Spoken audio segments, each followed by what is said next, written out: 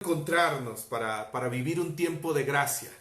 Y de hecho, hermanos y hermanas, estamos viviendo un tiempo de gracia. Algunos dirán, ¿cómo?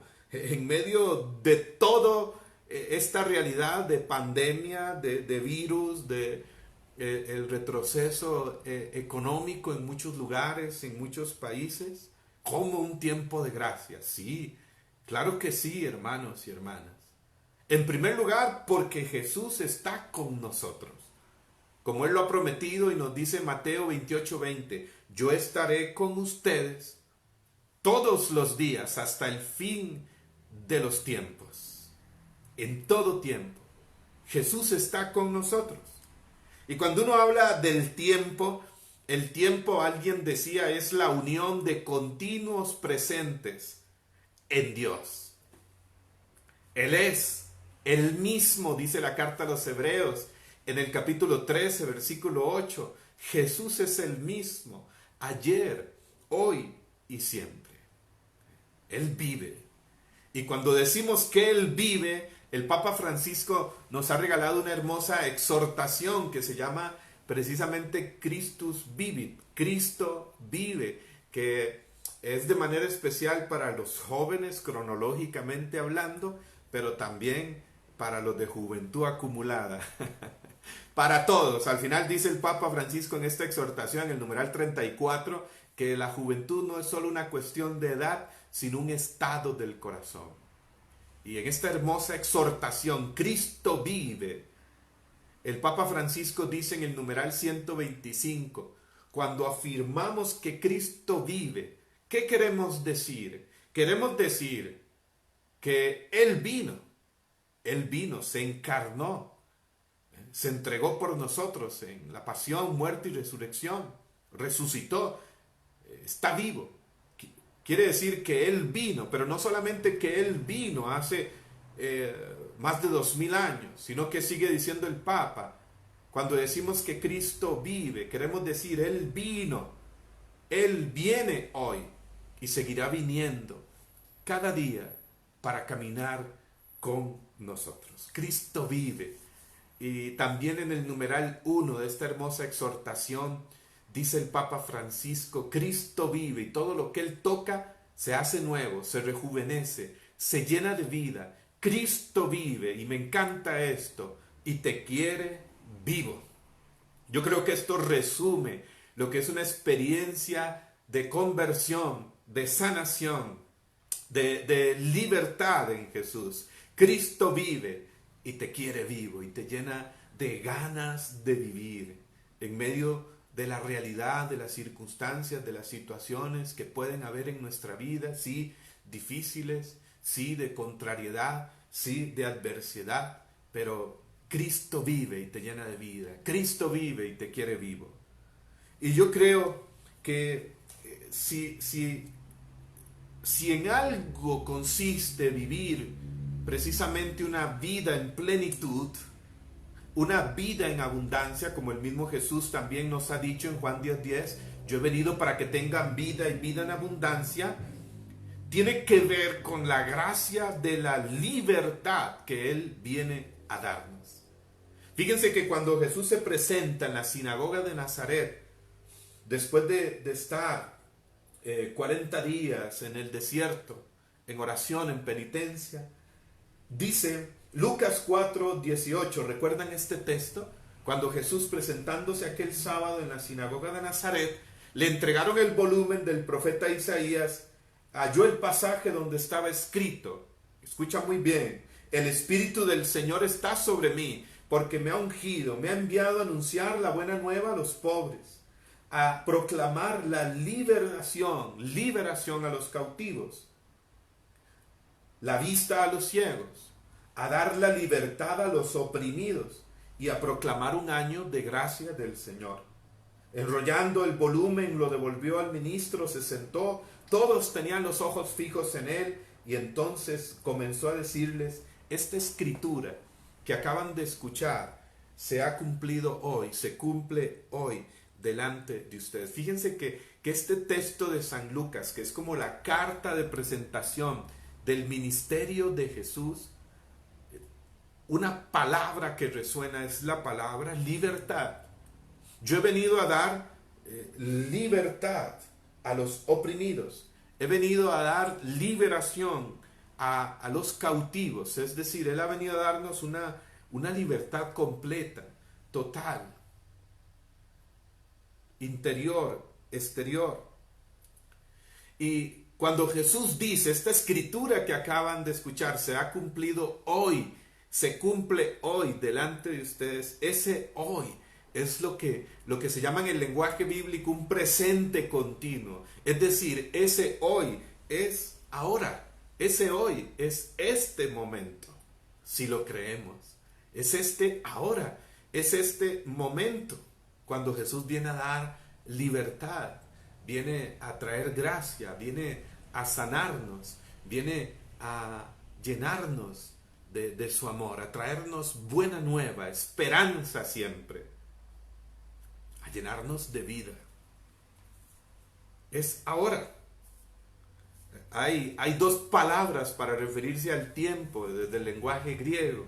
La palabra cronos, que se refiere a nuestro tiempo, al tiempo humano en el cual nos desenvolvemos, el que tiene que ver con nuestros relojes, ese tiempo que va apresurado, que nos limita. Y la otra palabra es la palabra kairos, que se refiere al tiempo de Dios, al ahora de Dios, aquel que es el dueño del tiempo, que es un presente continuo, el ahora de Dios. San Pablo habla de esto cuando escribía la segunda carta a los Corintios en el capítulo 6, versículo 2, decía San Pablo, mirad ahora el momento favorable. Mirad ahora el día de la salvación. Ahora el momento favorable, porque Dios está a tu favor. Mirad ahora el día de la salvación, porque con nosotros está el Salvador. Ahora. Por eso yo te invito a que no dejes que el paso del Señor pase de largo. De manera que la obra del Señor Jesús, su obra salvadora, redentora, tiene que ver con esta palabra de manera muy fuerte, con la palabra libertad. Precisamente San Pablo lo resume así en Colosenses 1:13. Él nos liberó del poder de las tinieblas y nos trasladó al reino de su amor. En Él tenemos la redención, el perdón de los pecados. Él nos liberó del poder de las tinieblas y nos trasladó al reino de su amor. Libertad. Somos del reino, somos sus hijos. Y cuando escuchamos esta palabra libertad, liberación, generalmente muchos piensan inmediatamente en demonios, en diablos.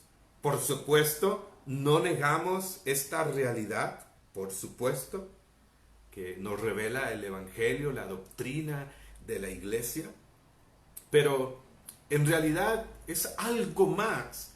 La libertad, la obra de liberación de Jesús. Esto es parte, sí, pero el protagonista es Jesús.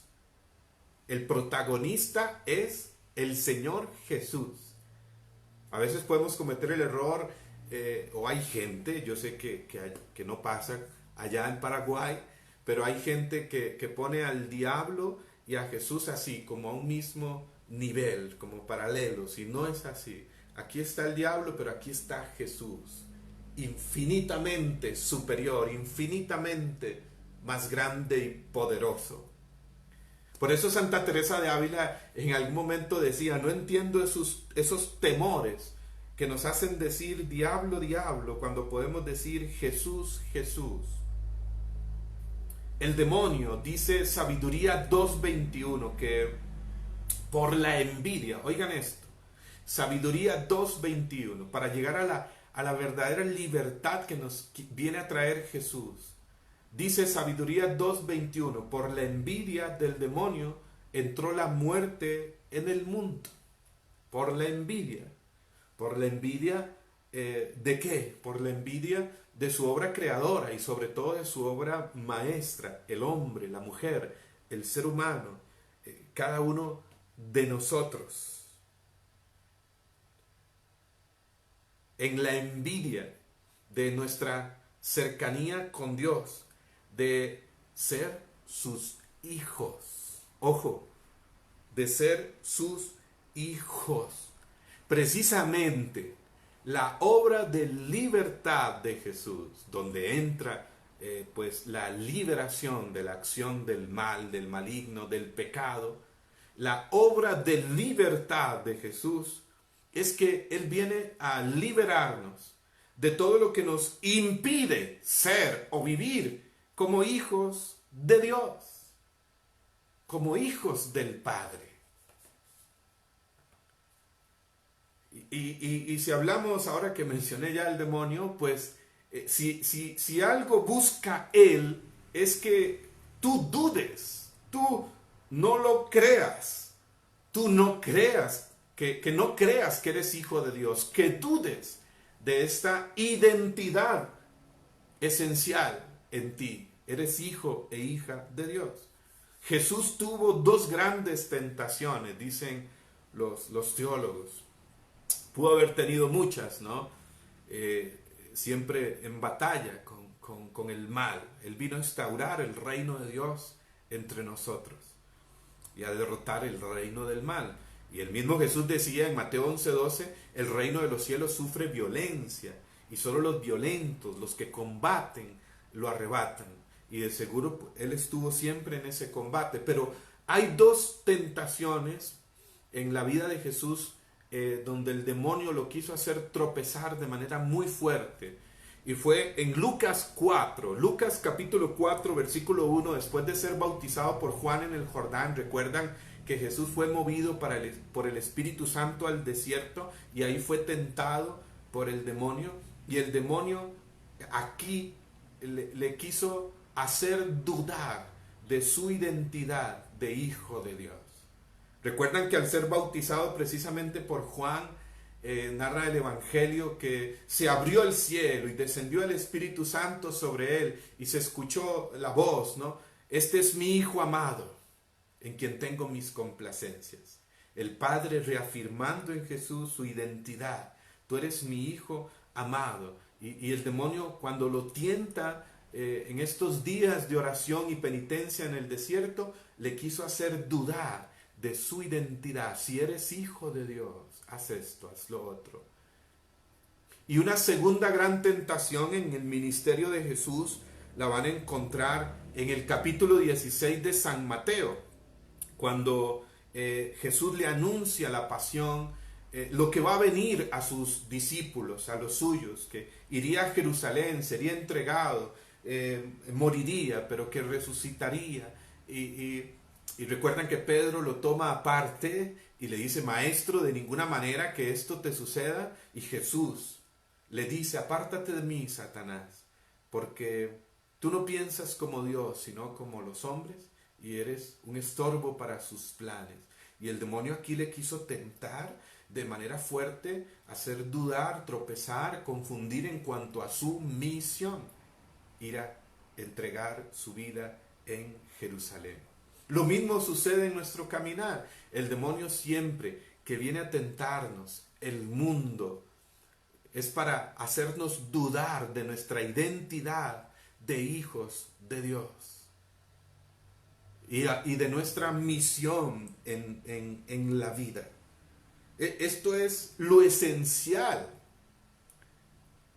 Jesús se entregó en la cruz, dice Colosenses 2:14, canceló nuestra deuda suprimiéndola en la cruz, y gracias a su entrega en la cruz, su pasión, muerte y resurrección, Pablo lo resume en Efesios 2:18, gracias a Jesús todos tenemos acceso al Padre en un mismo espíritu por acción del Espíritu. El cielo se ha abierto, el velo se rasgó en dos.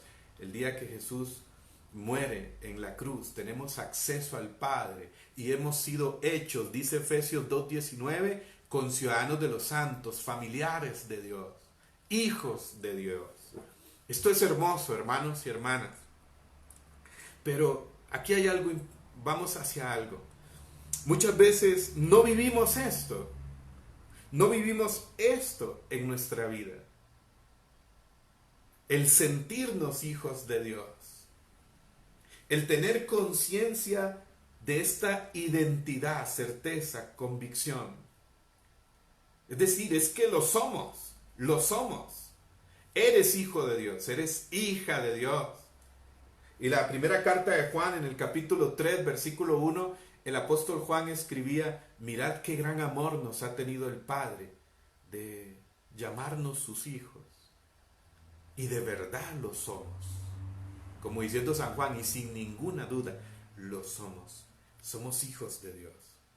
Y muchas veces en la iglesia, aún como católicos, podemos estar no viviendo con esta certeza, no viviendo esta experiencia de ser hijos amados del Padre. Y por eso es que uno se encuentra en la iglesia o católicos como tristes, aún como deprimidos, como heridos, aún esclavos de algunos pecados. Es decir, todos tenemos nuestras luchas, nuestras debilidades, nuestros combates, pero estamos llamados a vivir en una libertad, en una alegría, en una dignidad de hijos de Dios. Y aquí es donde vamos a lo siguiente. Hay dos formas de vivir la vida. Hay dos maneras de vivir la fe. Y Jesús habló de esto. Jesús habló de esto en San Juan capítulo 8. Voy a leerles desde el capítulo 8 de San Juan, versículo 35. Si tú tienes tu Biblia, búscalo. San Juan capítulo 8, versículo 35. Dice Jesús: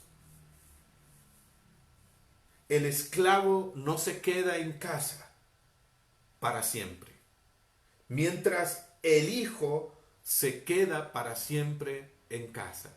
Y Jesús en este capítulo está teniendo una discusión, un debate con los judíos, con algunos judíos. Y entra en juego este tema de la libertad, que era muy importante para el pueblo de Israel. Recuerdan que ellos en su Pascua celebraban el paso precisamente de la esclavitud, de salir de Egipto hacia la libertad y de constituirse un pueblo como hijos de Abraham. Ese era su orgullo. Aquí debaten con Jesús y le dicen: nosotros somos descendientes de Abraham. Pero Jesús tiene aquí este debate con ellos y en ese contexto les dice: el esclavo no se queda en casa para siempre, mas el hijo se queda para siempre en casa. Fíjense que Jesús nos habla también de estas dos formas de vivir la fe, de estas dos mentalidades, de estas dos maneras. O vivimos como esclavo o vivimos como hijo. El esclavo no se queda en casa para siempre, pero el hijo se queda en casa para siempre.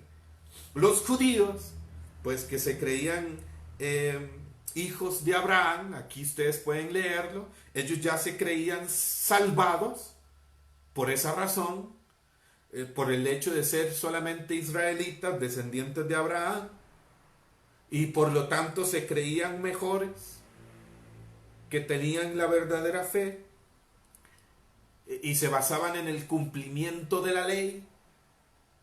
Pero Jesús viene y los desinstala y les dice y se presenta como el Hijo de Dios y les habla del Padre, pero no le creen, diciéndoles: ustedes han sido llamados para estar en la casa con Papá Dios. Eso es lo que lo resumo así, eso es lo que está presentando Jesús.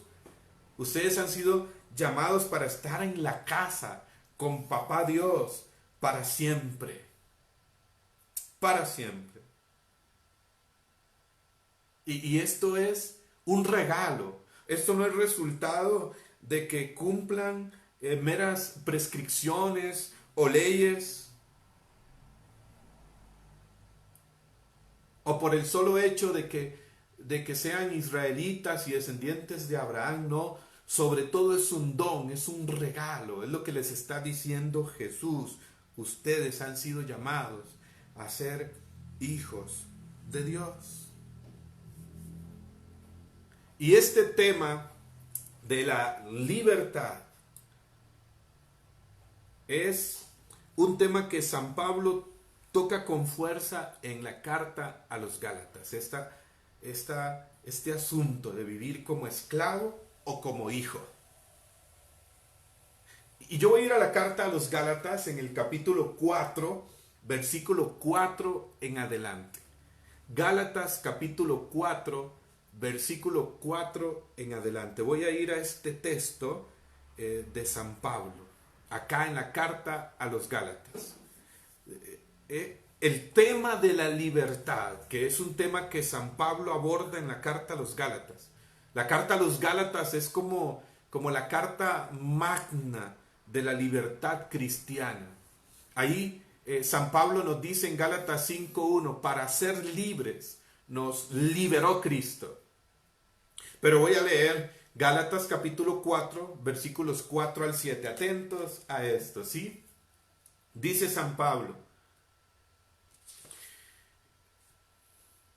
pero al llegar la plenitud de los tiempos, envió Dios a su Hijo nacido de mujer, nacido bajo la ley, para rescatar a los que se hallaban bajo la ley y para que recibiéramos la filiación adoptiva.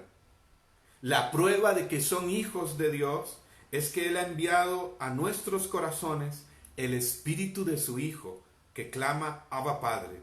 De modo que ya no eres esclavo, sino hijo, y si hijo, también heredero por voluntad de Dios. Y aquí quiero unir inmediatamente un texto que San Pablo refiere inseparable de este que acabo de leer en Romanos capítulo 4, versículos 4 al 7, que es Romanos capítulo 8, versículo 15 al 17. Atención. Pues no recibieron un espíritu de esclavitud para recaer en el temor. Antes bien recibieron un espíritu de hijos adoptivos que nos hace exclamar Abba Padre. El Espíritu mismo se une a nuestro espíritu para dar testimonio de que somos hijos de Dios. Y si hijos, también herederos y coherederos de Cristo, ya que sufrimos con Él para ser también con Él glorificado. Y desde estos dos textos que son relacionados, Gálatas capítulo 4, versículos 4 al 7 y Romanos capítulo 8, versículos 15 al 17, San Pablo nos dice, amigos y amigas, que hay dos formas de vivir la vida, la fe, como esclavo o como hijo. Y yendo así, como decimos en Costa Rica, al grano, ¿quién es aquel que vive como esclavo? ¿Cómo es esto? ¿Y quién es aquel que vive como hijo? ¿Dónde está la diferencia? ¿Cuáles son? Bueno, vayamos a ese punto, ¿de acuerdo? ¿Están conmigo? Muy bien. Muy bien, seguimos adelante. Estelvina, Yolanda, Beatriz, Noel Rojas, Agni Wilches, Iliana Contreras, Catequesis San Pablo. ¿Quién vive como esclavo y quién como hijo? Tres características concretas de cada uno. Se las digo inmediatamente. Fíjense. Repito, San Pablo aquí está hablando algo importantísimo para nuestra vida. Dos formas de vivir, como esclavo o como hijo. Bueno, ¿quién es aquel que vive como esclavo y como hijo? Les digo la diferencia, los puntos inmediatamente. Vive como esclavo, según San Pablo, en estos dos textos, Gálatas 4, 4 al 7, Romanos 8, 15 al 17.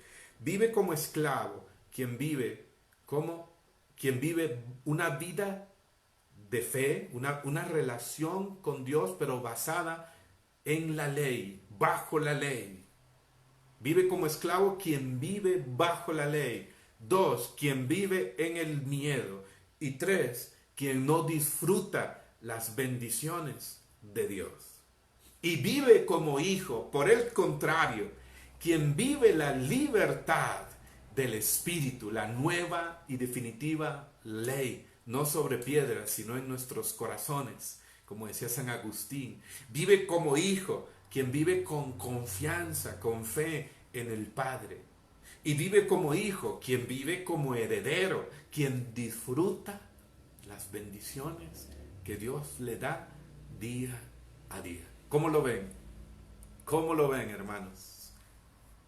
Saludos a María Villamor, que se une acá desde México, fíjense, Cuernavaca, México. Vive como esclavo. Número 1. Quien vive, dice San Pablo, una vida bajo la ley. En Gálatas 4:4, volvemos, y nos dice en el versículo, vino en la plenitud de los tiempos, nacido de mujer, nacido bajo la ley para rescatar a los que se hallaban bajo la ley.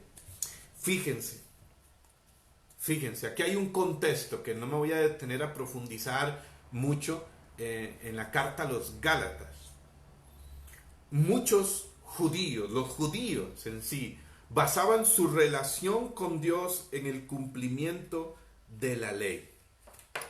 Recordarán que Dios en el Sinaí, allá en Éxodo 33, 34, Dios dio unos mandamientos al pueblo de Israel, los 10 mandamientos. Hizo alianza con el pueblo de Israel y le dio unos mandamientos. ¿Unos mandamientos para qué? ¿Para echar a perder la vida, la fiesta? No, unos mandamientos para ser felices, para vivir en la bendición, como una alianza de amor. Y de hecho en Éxodo 34, Dios se presenta como un Dios, se le revela a Moisés como un Dios misericordioso, compasivo, fiel y de gracia, de gratuidad. Pero ¿qué pasó? En el tiempo, conforme el pueblo de Israel se fue institucionalizando, fueron añadiendo a la ley pues más leyes, más prescripciones humanas. Llegó el momento ya en tiempo de Jesús que eran aproximadamente unas 613 prescripciones y normas en el pueblo judío. Imagínense ustedes, no más, una locura. De manera que entonces se hacía pesada la vida religiosa, la vida de fe, el amor, el amar a Dios, porque estaba basado en la ley, en el cumplimiento de normas, de prescripciones. Y por eso Jesús habla tan fuerte a los fariseos, a los maestros de la ley precisamente. Y si van al capítulo 23 de San Mateo, pues ahí se van a encontrar palabras de Jesús hacia los maestros de la ley, y una de ellas es: ustedes ponen normas sobre los demás, ustedes piden cosas a los demás que ni siquiera mueven con un dedo. Entonces, desde aquí, muchos en el pueblo de Israel en sí, pues se miraba a Dios como un Dios prácticamente castigador, policía, un Dios que envía males, que envía enfermedades. Por eso los discípulos, cuando se encuentran con aquel ciego de nacimiento, recuerdan en el capítulo 9 de San Juan que Jesús sana el ciego de Siloé, y los discípulos le dicen: Jesús, ¿quién pecó, él o sus padres, para que éste naciera así ciego? Y Jesús les responde, rompiendo con esta barrera, con esta mentalidad: ni él pecó, ni él, ni sus padres. Esto es para que se manifiesten en la gloria de Dios, porque Dios quiere nuestro bien. Escúchalo muy bien, Dios siempre quiere nuestro bien. Bendecirnos, amarnos, sanarnos. Mucho del mal que sucede en el mundo no es porque Dios lo quiera. Es resultado del propio pecado, es resultado de las decisiones del hombre, es resultado del desequilibrio en la creación, en la naturaleza que el mismo desorden del hombre pues ha ocasionado. Pero Dios siempre quiere bendecirnos, como nos decía, si no me equivoco, el padre Raniero Cantalamessa junto al Papa Francisco. Dios está a nuestro favor, no a favor del virus. Él, en todas las cosas, interviene para bien de los que le aman, de los que le buscan, para bien, dice Romanos 8:28. Él quiere nuestro bien. Pero bueno, quienes vivían en esta mentalidad de una vida religiosa bajo la ley, que ocasionaba también que los que cumplían la ley o los que decían cumplir la ley, pues como la cumplían, se creían más buenos que los demás y caían en un legalismo vacío y en el juicio, en el condenar al otro, a los demás. Entonces Jesús vino a romper con esto y a decir, Mateo 5:17, yo no he venido a abolir la ley y los profetas, sino a darle su verdadero sentido.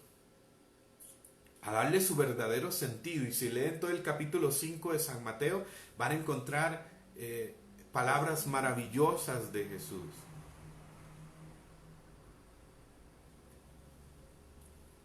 Es decir, Él desea amarnos y nuestra conversión desde el corazón. A muchos en el pueblo de Israel les dijo, dice Mateo 15:8, este pueblo me alaba con sus labios, pero su corazón está lejos de mí.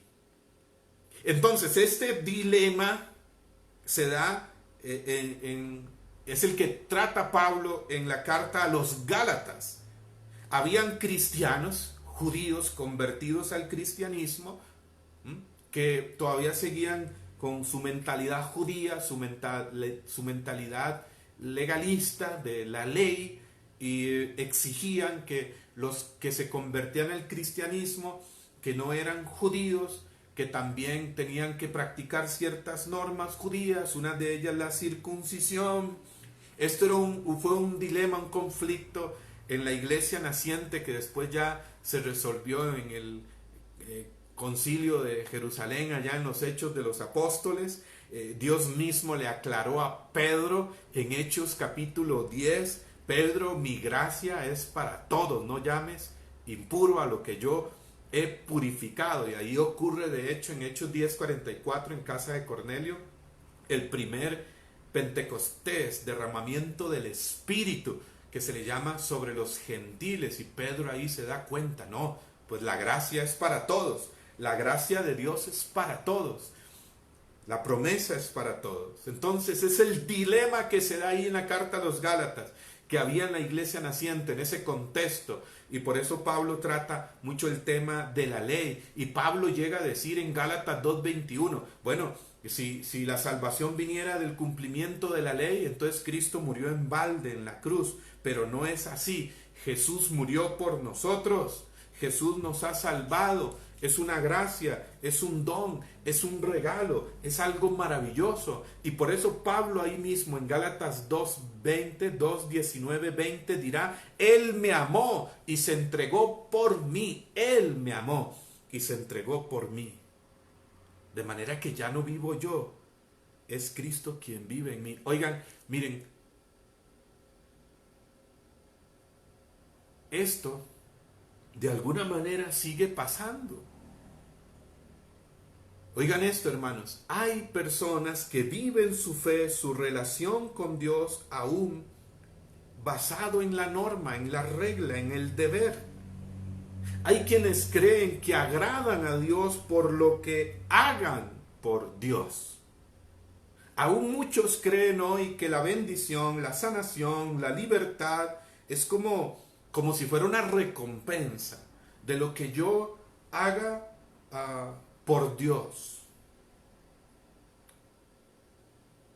Entonces muchos basan su relación, repito, su fe en la norma, como en el deber, y creen que agradan a Dios por lo que hagan por Dios, por las novenas que recen, por la cantidad de rosarios que realicen, por la cantidad de prácticas piadosas que lleven a cabo. Ojo, aclaro, no es que eso está mal, jamás, no estoy diciendo que no hay que rezar el rosario, que no hay que hacer novenas, que no hay que hacer prácticas piadosas. vivir los sacramentos, para nada, no estoy diciendo eso, sino, atención, el enfoque correcto. Por supuesto, todo esto es importante. Pero cuando tú vives la fe desde esta perspectiva, creyendo que tú agradas a Dios por lo que hagas por Él, desde la norma, desde el deber, desde la ley, entonces llega un momento en que tu vida de fe, tu vida de relación con Dios se hace como pesada, como una carga, y no la vives con alegría, con gozo, con amor, con paz. Por eso hay gente en la iglesia, aún servidores, que tú los ves que siempre andan enojados, molestos, maltratando a los demás con sus palabras, teniendo un maltrato con los demás. Yo sé que eso no pasa en sus ciudades, en sus parroquias, en sus diócesis. Aquí sí pasa. Y es que, miren, tu trato a los demás es un reflejo de tu trato con Dios. Es un hecho. Es siempre verídico. Y vuelve a suceder lo mismo que en ese contexto que les hablaba. Y quienes viven la vida desde acá generalmente tienen una actitud siempre de juicio, de crítica a los demás, a los que no oran, a los que no hacen las cosas como nosotros la hacemos, a la manera como nosotros la hacemos, a mi forma. Y generalmente quien vive la fe desde esta perspectiva tiene siempre una actitud de crítica, de juicio hacia los demás, como una fe estructurada, esquemática. Ojo, vuelvo a un punto importante. No estoy diciendo que no hay que esforzarse, por supuesto. La fe es una respuesta a Dios, de hecho. Implica una determinada determinación, como decía Santa Teresa de Ávila. Es una respuesta a la gracia, es corresponder a la gracia. Aquí está el punto, corresponder a la gracia. Es decir, primero está la gracia. Dios siempre nos primerea, decía el Papa Francisco. Él nos amó primero, decía San Juan en su primera carta, capítulo 4, versículo 19. Todo es gracia. Hemos sido salvados por gracia, como don, dice San Pablo en Efesios 2, 8. El deber es consecuencia del don, decía el padre Raniero Cantalamessa en una ocasión. No es al revés. No es que el don es consecuencia de lo que yo haga por Dios. Está primero el don, la gracia, y desde ahí entonces incluso el deber, el mandamiento ya no es una carga, es un placer, es una alegría, es una bendición. Por eso la clave es dejarse amar por Él. En este mes estamos en el contexto del Sagrado Corazón de Jesús. Hoy compartía con unos jóvenes en un programa de radio aquí en San José y compartíamos sobre este tema y recordaba aquel hecho cuando Jesús se le manifiesta a Santa Margarita Alacoque estando en oración y se le presenta mostrándole su corazón en llamas y le dice: Margarita, yo quiero que tú seas la que propague la devoción, el amor a mi Sagrado Corazón en el mundo entero. Y Santa Margarita dice: pero Señor, ¿por qué no escoges a otra más santa que yo para que lleve estos mensajes tan importantes? A alguien que no sea tan fría para amar a Dios.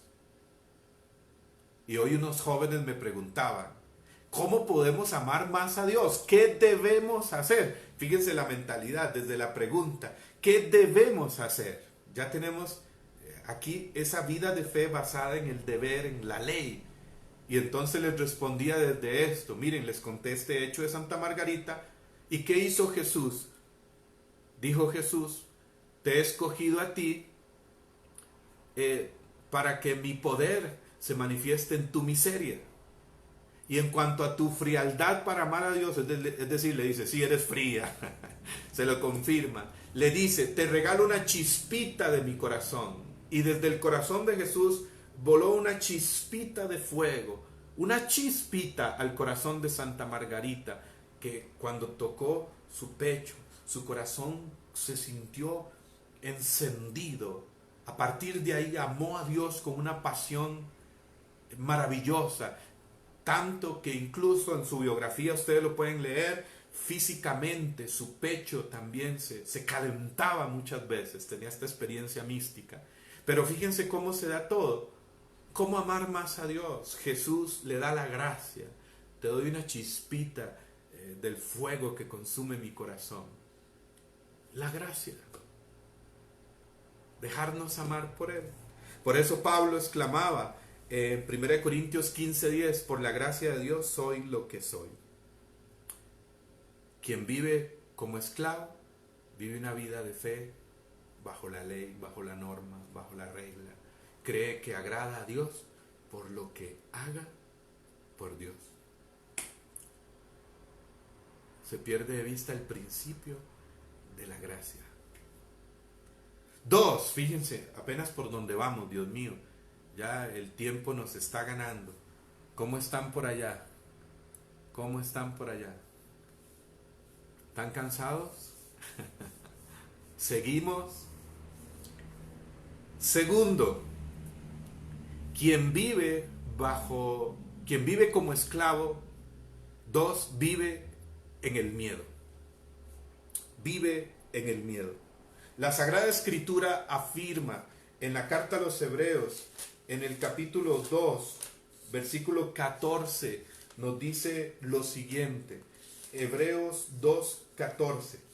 Dice la Escritura: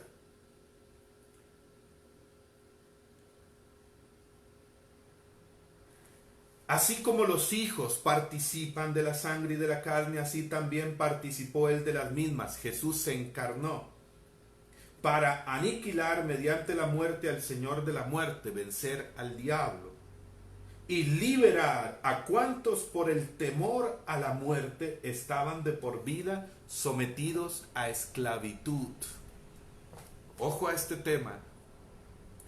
Dice la carta a los Hebreos capítulo 2, versículos 14 y 15, Jesús se encarnó para aniquilar mediante la muerte, su entrega en la cruz, al Señor de la muerte, al diablo, para vencer la muerte, el mal, y liberar a cuantos por el temor a la muerte estaban sometidos a esclavitud. Fíjense aquí lo que dice San Pablo, hermano.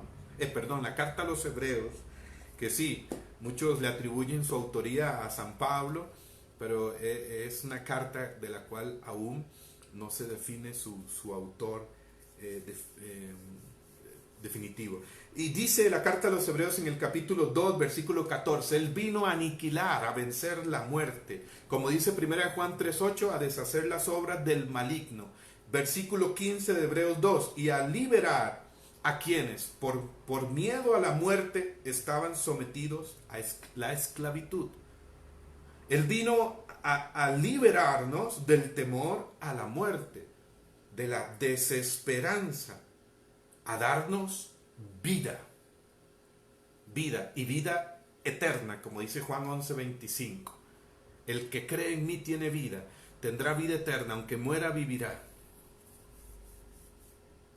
Y si vive no morirá jamás. Él vino a liberarnos del temor. El temor que nos somete a esclavitud. Dice la carta a los Hebreos capítulo 2 versículo 15 y toca el principal temor del ser humano, de muchos seres humanos, el temor a la muerte. ¿Y qué no hace el hombre por temor a la muerte? Lo hemos visto con esta pandemia. No sé si pasó allá en Paraguay, pero aquí en Costa Rica, ¿no? Cuando se anuncia, cuando inicia toda esta situación, pues la gente corriendo con miedo, con angustia, los supermercados abarrotados, la gente con miedo. ¿A qué? A la enfermedad, a la muerte, poniendo su seguridad pues en una alacena llena, en lo material, en el dinero, en muchas cosas. Quien vive como esclavo vive en el miedo. Jesús vino a liberarnos del miedo. El Papa Francisco el 27 de marzo, recordarán en la bendición Urbe et Orbi, en esa bendición especial que dio a la iglesia, al mundo entero, allá en la plaza de San Pedro, y recordamos aquella escena tremenda del Papa Francisco solo en aquella tarde lluviosa, en la plaza de San Pedro, entre comillas solo, porque nunca estuvo tan llena como esa tarde la plaza de San Pedro. Ahí estuvo toda la iglesia y muchos del mundo, y Jesús Eucaristía. Maravilloso momento.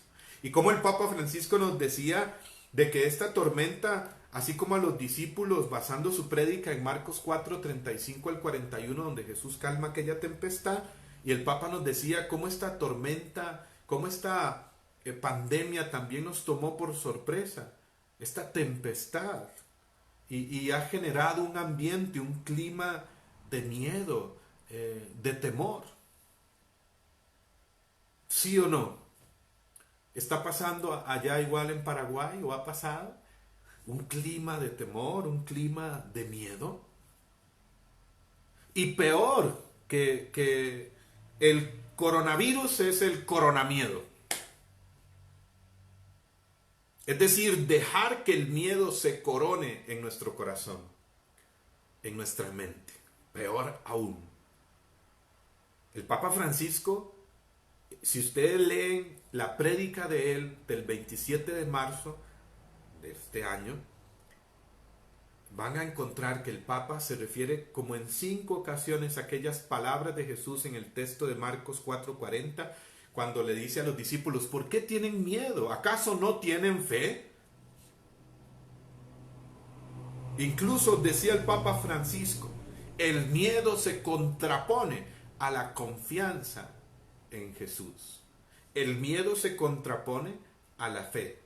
Ese miedo que paraliza, ese miedo que nos llena de desesperación, de angustia, de depresión. Y a través del miedo, el demonio, el mundo nos esclaviza. Es lo que dice Hebreos 2:15. Y nos esclaviza en falsas seguridades o caminos de bienestar, el vicio, el pecado. Leía hoy un artículo que la adicción a la pornografía se ha disparado en esta cuarentena, en este tiempo de pandemia. La gente en casa, la gente encerrada.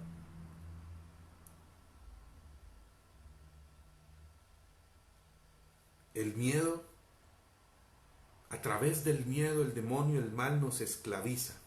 Repito, con falsas seguridades, falsos caminos de bienestar, el vicio, el pecado, el placer, falsos caminos para evadir la realidad, para minimizar nuestro temor.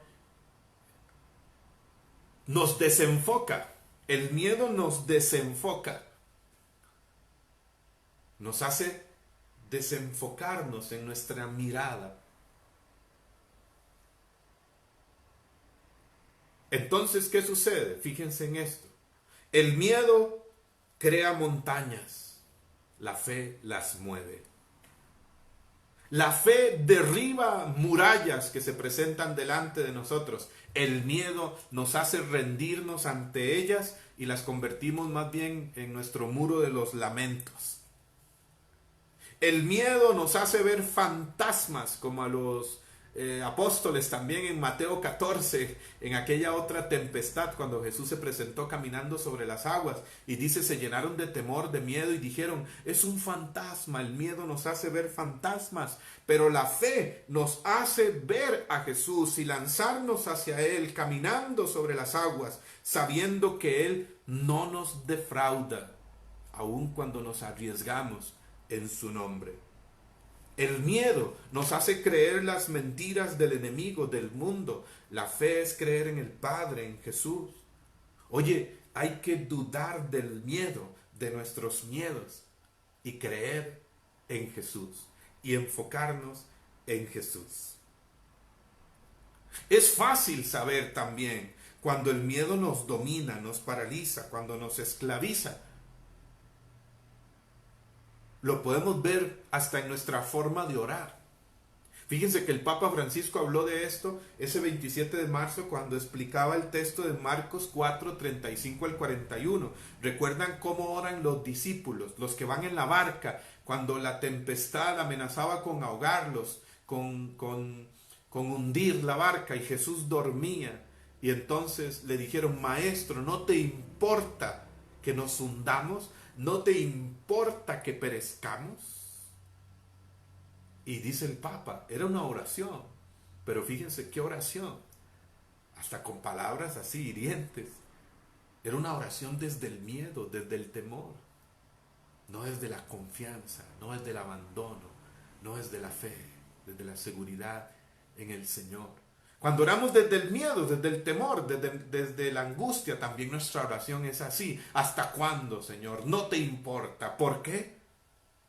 El miedo, dice un amigo predicador, y a mí me encanta esta frase, el miedo es la fe en el reino contrario. La fe en el reino contrario, es decir, creer más en la adversidad, en la contrariedad, en la tempestad, en el mal, en la enfermedad, que creer en quien tiene potestad sobre la tempestad, que en aquel que tiene todo poder, como él mismo lo dijo, en el cielo y en la tierra. Y su amor, el amor perfecto de Dios, dice 1 Juan 4:18, expulsa fuera el temor de nuestro corazón, echa fuera el temor, porque el temor se enfoca en el castigo, dice 1 Juan 4:18.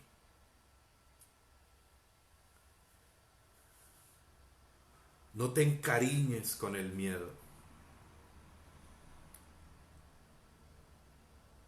Que en algún momento podemos sentir temor, sí, claro, es también muy natural.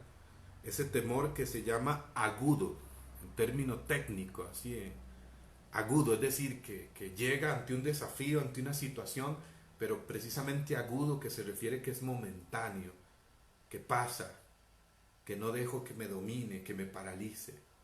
El mismo Papa Francisco, en su discurso el 27 de marzo, al final decía: Señor, hemos tenido miedo, sí, pero confiamos en ti, y contigo no naufragamos. Es una ocasión siempre para confiar más en Él. De manera que quien vive como esclavo, número 2, vive en el miedo. En el miedo. En su vida. Y el problema del miedo es como escribía Job en el capítulo 3, versículo 25. Decía él: y todos mis miedos se hicieron realidad.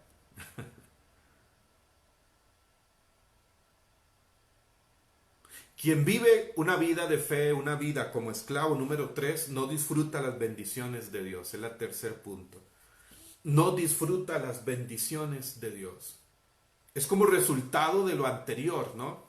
Es decir, de aquel que vive su vida, no voy a detenerme a explicar ya lo que dije, ya por el tiempo, aquel que vive su vida de fe bajo la ley y en el miedo, enredado en sus miserias, en sus temores, al final no disfruta las bendiciones de Dios. La bendición de Dios. San Pablo dice en Efesios, en el capítulo 1, bendito sea Dios Padre, que nos ha bendecido con toda clase de bendiciones en Cristo Jesús. Jesús nos habla de un Padre en capítulo 6 de San Mateo que cuida de nosotros. ¿Recuerdan aquellas palabras? No se preocupen por el comer, por el vestir, por el mañana, que el Padre cuida de ustedes. Busquen primero el reino de Dios y todo vendrá por añadidura. Por supuesto no está diciendo Jesús que no nos ocupemos, no, sí, hay que ocuparse, sin preocuparse, ocuparse. El Padre cuida de nosotros. Fíjense que esto lo puedo resumir en la parábola, en un momento en la parábola del hijo pródigo, en Lucas 15:28. Lucas 15:28, recordarán que hay dos hijos, un hijo mayor y el hijo menor. El hijo menor que se va de la casa, que malgasta su herencia. El hijo mayor que siempre está en la casa del padre, que es un buen trabajador, que cumple todo lo que el padre le dice, pero un detalle, parece que no se sentía hijo, parece que no disfrutaba lo que tenía a su alcance en la casa del padre, en la hacienda del padre, parece que no disfrutaba su su herencia, todo lo que tenía a su disposición. ¿Recuerdan cuando el hijo menor regresa, organiza una fiesta el padre y este hijo mayor, pues vean lo que dice Lucas 15:28. Cuando el hijo menor ha regresado, el padre mató el mejor novillo, le puso un anillo, unas sandalias, un vestido nuevo. El hijo mayor llega, ve, se entera, y entonces dice el versículo 28, él se irritó y no quería entrar. Salió su padre y le suplicaba, pero él replicó a su padre, atención a esto, hace tantos años que te sirvo y jamás dejé de cumplir una orden tuya, pero nunca me has dado un cabrito para tener una fiesta con mis amigos. Y ahora que ha venido este hijo tuyo, ni siquiera le dice mi hermano, ese hijo tuyo, que ha devorado tu hacienda con prostitutas, has matado para él el novillo cebado. Pero él le dijo, hijo, tú siempre estás conmigo, todo lo mío es tuyo. Convenía celebrar una fiesta con tu hermano, que estaba muerto, mas ha vuelto a la vida. Fíjense mirando al hermano mayor, lo que le dice el padre, hijo, tú siempre estás conmigo y todo lo mío es tuyo. Pero vean la actitud del hijo mayor, que parecía ser el más bueno, ¿no? El más perfecto. Y le dice, mire, yo siempre estoy contigo, hace tantos años te sirvo, siempre he cumplido tus órdenes y nunca me has organizado una fiesta. Oye, era hijo, pero no se sentía hijo.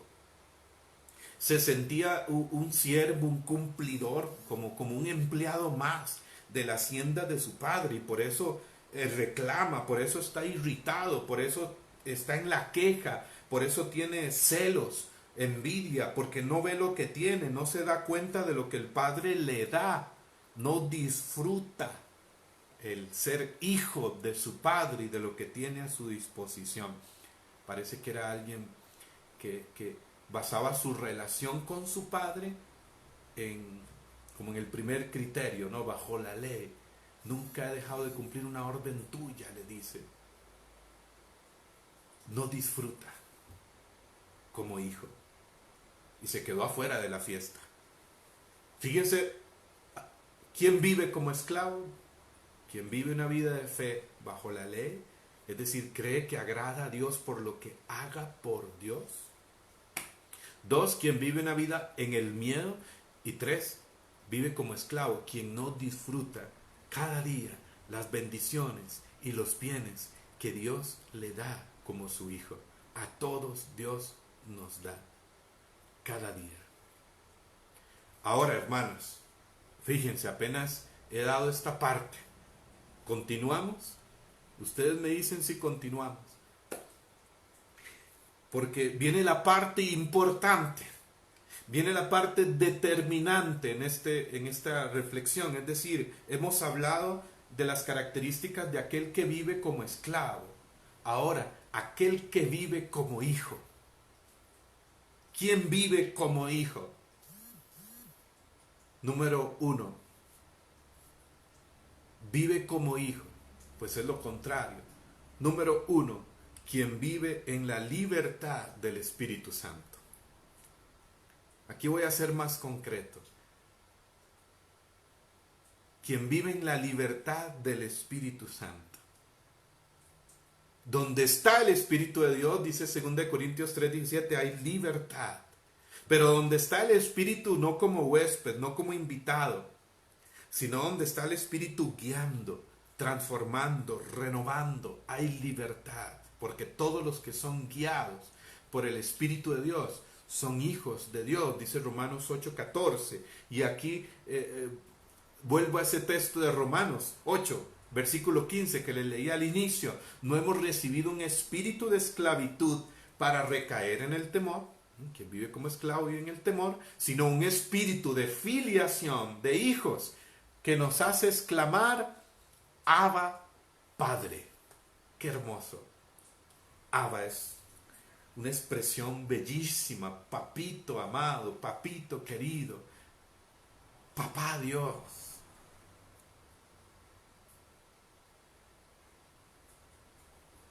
Una expresión de amor, una expresión de confianza, Eso hace el Espíritu Santo en nosotros. Ahora que recién hemos celebrado el domingo anterior la fiesta de la Santísima Trinidad, que es la celebración posterior de Pentecostés, con un sentido muy importante, porque precisamente el Espíritu Santo es aquel que nos da la experiencia del amor del Padre, del Dios que nos ama, me gusta decir, con paterna maternidad, y nos hace exclamar Abba, Abba, una expresión de confianza, quien se siente hijo, hijo de Dios. Él es el que nos revela a Jesús también. 1 Corintios 12:3. Nadie puede decir Jesús es el Señor si no es por el Espíritu Santo, movido por el Espíritu. Él fortalece en nosotros la fe en el poder de Jesús vivo y resucitado. El Espíritu Santo, pues es aquel que nos libera del pecado, como dice Romanos 8:2, la ley del Espíritu que da la vida te libera de la ley del pecado que lleva a la muerte. Es Él quien lo puede hacer en tu vida. Él es quien nos libera de las mentiras del diablo, porque es el espíritu de la verdad, dice Juan 14:26, de las falsas identidades y máscaras. Él es quien nos lleva a nuestra verdadera identidad, originalidad como hijo de Dios. Él es quien lo hace en ti.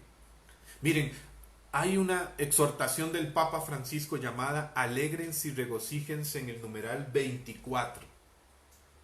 Alégrense y regocíjense sobre la santidad en el mundo actual. Es una exhortación maravillosa que trata en los primeros capítulos de este tema de la gracia. El Papa trata mucho este principio elemental como cristianos. Y ahí en el numeral 24 dice el Papa Francisco lo siguiente. Déjenme, por aquí tengo la exhortación. En el numeral 24. El Papa Francisco nos dice lo siguiente, atención. Ojalá puedas reconocer cuál es esa palabra, ese mensaje que Dios quiere decir al mundo con tu vida. Porque Dios quiere decir algo al mundo con tu vida. Ahí en tu diócesis, tu comunidad, hay un mensaje en tu vida que Dios quiere decir al mundo. Tu vida, no solamente tienes una misión, tu vida es una misión. Y dice el Papa Francisco, ojalá puedas reconocer cuál es esa palabra, ese mensaje que Jesús quiere decir al mundo con tu vida. Déjate transformar, déjate renovar por el Espíritu Santo para que eso sea posible y así tu preciosa misión se llevará a cabo. El Señor la cumplirá en medio de tus errores y malos momentos, con tal de que no abandones el camino del amor y estés siempre abierto a su acción sobrenatural. La libertad del Espíritu Santo. Déjate renovar, déjate transformar por Él. Él es quien vive como hijo, quien vive en la libertad del Espíritu Santo, que nos hace también capaces de amar, porque eso es una identidad muy importante en los verdaderos hijos de Dios que Jesús habló en Mateo 5, 44, 45. Amen a sus enemigos, oren por quienes los persigan, para que sean hijos de vuestro Padre Celestial. El Espíritu Santo es el que hace posible esto, que podamos vivir esta libertad del odio, del resentimiento, de todos esos sentimientos que solamente destruyen a quien los guarda en su corazón. El resentimiento destruye solo al resentido. La libertad del Espíritu es un tema amplio que podríamos decir muchas cosas. Quien vive como hijo vive en la libertad del Espíritu Santo, y no hay nada más hermoso que dejarse sorprender también por Él. Tiene que ver con esta libertad, dejarse sorprender por Él, que hace nuevas todas las cosas. En nuestro servicio también, por si hay servidores en la parroquia, aquí, catequistas, en diferentes pastorales, grupos y movimientos, qué hermoso es vivir esa libertad del Espíritu también en nuestro carisma, en lo que hagamos, en el carisma de cada grupo, movimiento pastoral. Dejarse sorprender por Él tiene que ver con esta libertad que Él hace nuevas todas las cosas continuamente. Segunda característica de aquel que vive como hijo de Dios. Que vive como hijo.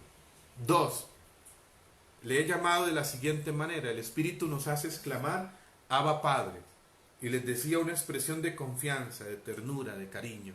Si el que vive como esclavo vive en el miedo, el que vive como hijo vive en la confianza, en el Padre. Vive en la fe, en el Hijo de Dios, en Jesucristo el Señor. Vive con confianza, vive con esta fe en el Padre, en su amor, del cual nada nos puede separar, como dice Pablo en Romanos 8:31 y en los versículos anteriores. Y dice en 8:31, si Dios está con nosotros, ¿quién contra nosotros? Nada nos puede separar del amor de Dios, ni la muerte misma, nada, en este mundo visible e invisible. Quien vive como hijo vive con confianza, con esta fe mayor. No es la fe que diríamos que se queda solamente en saber que Dios existe, sino es una fe mayor, una fe de certeza, una fe de convicción, una fe expectante, una fe de confianza total en sus promesas, en su palabra. Jesús habló de esta fe en Lucas 17:5-6. Los discípulos se acercaron y le dijeron: Maestro, aumenta nuestra fe. Y Jesús les dijo: bueno, si tuvieran fe como un granito de mostaza, le dirían a este árbol: arráncate y échate al mar, y les obedecerá, y nada les será imposible. Cuando ellos dicen: Maestro, aumenta nuestra fe, no es que no creían, sí creían, pero sentían la necesidad de creer aún más en Él, en Dios. Se trata de esta fe. Quien vive como hijo vive con confianza en el Padre, total, absoluta, como un niño, como un hijo que confía en sus papás. Es lo mismo. Es cuestión de comparar el mundo natural, esa relación de un bebé, de un niño con su papá, su confianza en él, con nuestra relación con Dios. Es lo mismo. Quien vive como hijo vive con esta confianza, con esta certeza. Para un hijo de Dios, nada es imposible. Dios es nuestro papá. Dios es mi papá. Qué hermoso tener esta confianza en Él. Jesús nos enseñó esto. ¿Recuerdan cuando en el capítulo 11 de San Juan va a Betania? Lázaro ha muerto, su amigo Lázaro. Y después ya de tener un diálogo con Marta, con María, sus hermanas, Jesús se dirige hacia la tumba. Y me encanta cómo ora acá Jesús, nos enseña esto. Él es el modelo de hijo por excelencia. Y dice Jesús, ahí pueden leer en el capítulo 11 de San Juan: Padre, yo sé que tú siempre me escuchas. Se trata de esa confianza. Él siempre te escucha. Siempre nos escucha. Tengamos esa confianza y certeza. Si crees, verás la gloria de Dios. Dice en este texto Juan 11:40. Para Jesús, creer es ver. En el lenguaje de Jesús sobre la fe, creer es ver.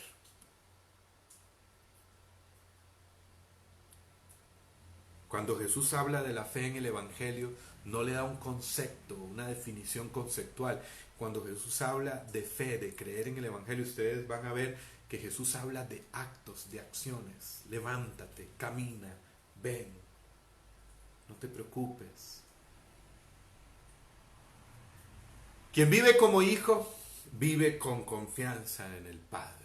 Abba, Padre. Y número 3 y último, de quien vive como hijo. Les decía, quien vive como hijo, dice Gálatas 4:7, volvemos a ese texto. Quien vive como hijo de Dios, vive como heredero, de modo que ya no eres esclavo, sino hijo, y como hijo heredero por voluntad de Dios. Oigan, ¿quién es un heredero? Un heredero, dice el diccionario, que es la persona que recibe bienes y derechos de otra cuando ésta muere. Cuando la otra persona muere, el heredero es aquel que recibe bienes y derechos. Bueno, dice la palabra, Cristo murió por nosotros. Canceló nuestra deuda suprimiéndola en la cruz, Colosenses 2:14. Y resucitó y nos ha hecho pasar de la lejanía a la cercanía de Dios tan cerca que podemos llamarle Padre, dice Efesios 2:18, y tenemos acceso al Padre por Cristo Jesús. Él le dijo y nos dijo también a nosotros, allá cuando estaba con los discípulos en la última cena en Juan 13, subo a mi Padre que también es vuestro Padre, subo a mi reino que también es vuestro reino. Qué hermoso, qué hermoso. Tenemos, oiga bien, me encanta esta palabra de San Pablo en Efesios 2:18, tenemos acceso al Padre, tenemos acceso total a los bienes del cielo, a Dios. La vida eterna comienza aquí, el cielo comienza aquí, ciertamente lo viviremos plenamente cuando estemos con Él, pero comienza aquí, es presente, es ahora, es el kairos, es el tiempo de Dios, somos ciudadanos del cielo, somos familiares de Dios, eres familiar de Dios, eres conciudadano de los santos, dice Pablo en Efesios 2:19.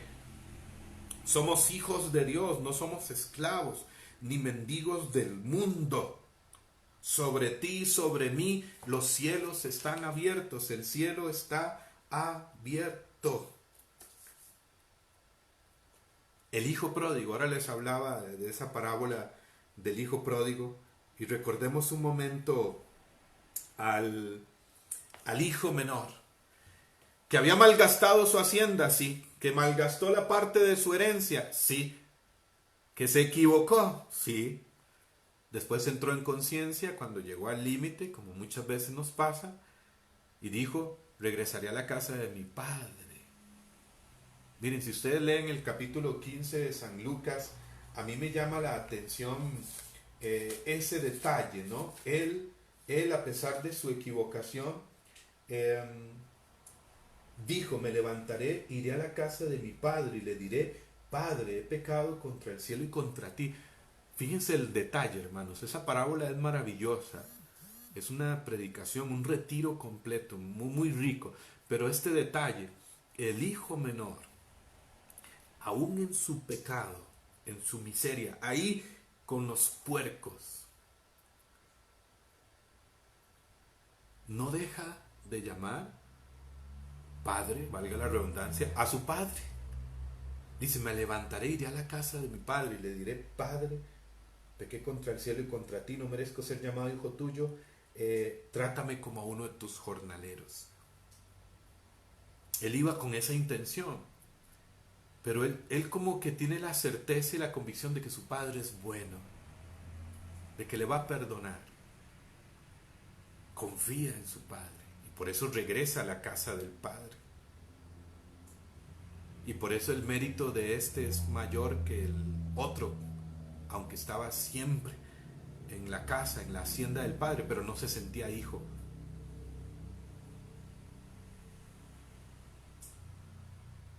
Y tiene esta confianza para regresar. Y por supuesto, cuando el padre sale a su encuentro, dice Lucas 15:20, que se echó a su cuello, lo besaba efusivamente, conmovido, lo abrazaba. Y por supuesto, recordarán, le puso un anillo en el dedo, vuelve a pertenecer a la familia, un vestido nuevo, recupera su dignidad de hijo y le da unas sandalias nuevas, recupera su libertad. Porque, mire, por más que te hayas equivocado, te equivoques, no dejas de ser hijo de Dios.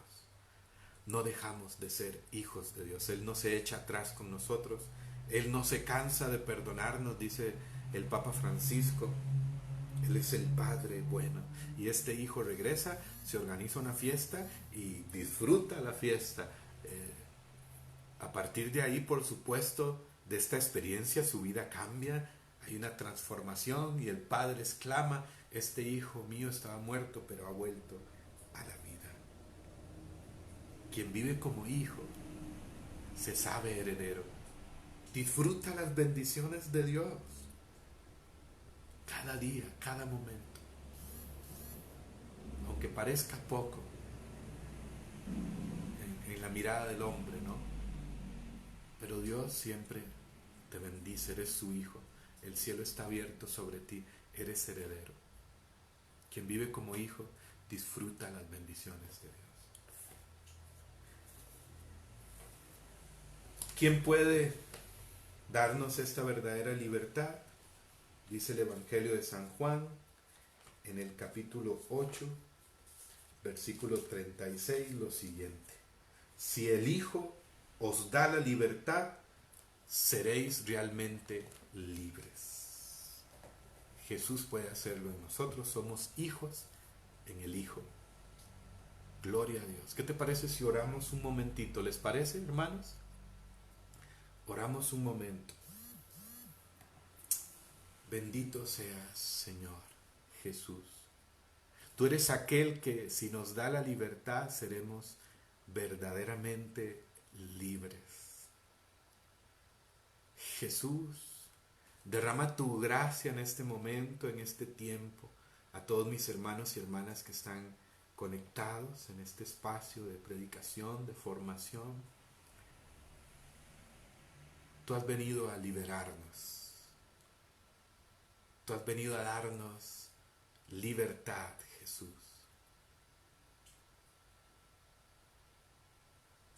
Gracias, porque nos has salvado en tu pasión, muerte y resurrección. Gracias, Jesús, porque por ti tenemos acceso al Padre. Nos has dado tu Espíritu. Has enviado tu Espíritu a nuestros corazones que exclama, Abba Padre.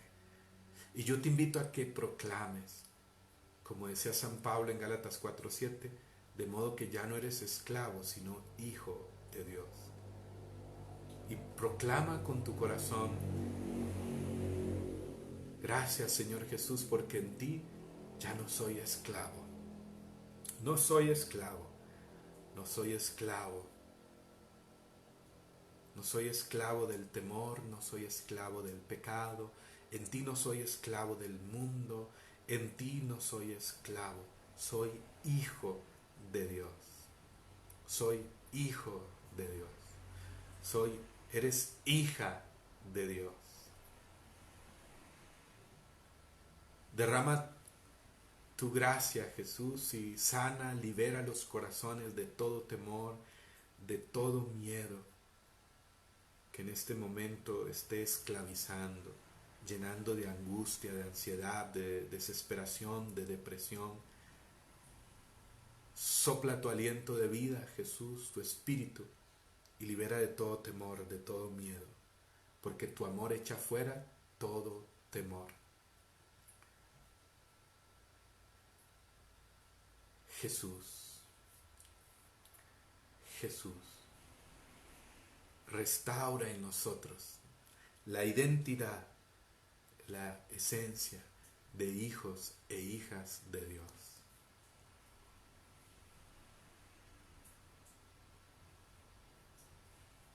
Derrama tu espíritu, Señor. Derrama libertad en esta oración en tu nombre, en el nombre de Jesús. Y dile, Jesús, restaura en mí mi dignidad de hijo de Dios. Porque si tú me haces libre, seré verdaderamente libre. Dile estas palabras a Jesús. Señor, restaura en mí, renueva mi identidad de hijo de Dios. Soy hijo de Dios desde el bautismo. Eres hija de Dios. Dile, Jesús, restaura en mí mi identidad de hijo de Dios, porque si tú me haces libre, seré verdaderamente libre. Derrama tu espíritu, ven Espíritu Santo. Inunda, llena, toca donde donde tú estás hay libertad. Llena este lugar, esta transmisión, y cada uno de los lugares donde se encuentran mis hermanos y hermanas sean llenos de tu presencia, Espíritu Santo, creadora, renovadora, que hace nuevas todas las cosas. Gracias, Señor, gracias, gracias, gracias. Somos hijos, no somos esclavos. Y queremos vivir la fe, la vida como hijos de Dios, en la libertad de tu Espíritu, en la confianza en el Papá Dios, en el Padre Dios. Dios es tu Padre. Y dice el Salmo 103, Él te corona de amor y de ternura. Déjate coronar por el Padre en este momento, como su hijo e hija, amado y amada. Te corona de amor y de ternura. Y nos libera de todo temor y miedo en esta noche. Gracias, Señor Jesús. Bendito seas. Gloria a ti. Santo eres. Gracias por todas tus bendiciones. Gracias. Gracias, Padre. Padre amado, soy tu Hijo. Gracias. Gracias, Señor Jesús. Gracias, Espíritu Santo. Gracias por esta noche. Hoy descansamos como hijos. Y mañana nos despertaremos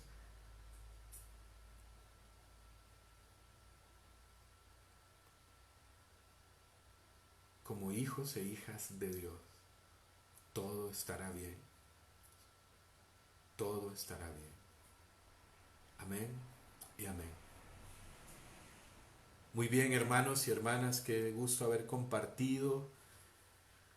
Hoy iniciamos un poquito pasadas las 8:30 de allá de Paraguay, por algunas dificultades imprevistos por acá. Y bueno, nos vemos de hoy en 8 días. Vamos a tener estas sesiones los viernes. Espero que hoy haya sido de ayuda para tu vida. Comparte este video. Saludos a todos los que lo van a ver posteriormente. Y los siguientes viernes vamos a tener un itinerario. Ahora vamos a profundizar en todo esto de vivir como hijos de Dios. ¿De acuerdo? ¿Les parece? Hoy fue como este preámbulo, ¿no? Como este preámbulo para profundizar los siguientes viernes en lo que es vivir como hijos e hijas del Padre. Qué hermoso. Como hijos e hijas de Dios. Así que vamos a tener momentos de oración. También vamos a organizar uno de estos viernes de una manera bien hermosa. Esperen esa sorpresa, esperen la sorpresa. Así que Dios los bendiga. Qué gusto haber compartido. Nos encontramos el próximo viernes 20:30 hora de Paraguay, para este espacio de tiempo de gracia, tiempo de Dios. Que Dios les bendiga. Muchas gracias al Padre Cristian. Nos encontramos.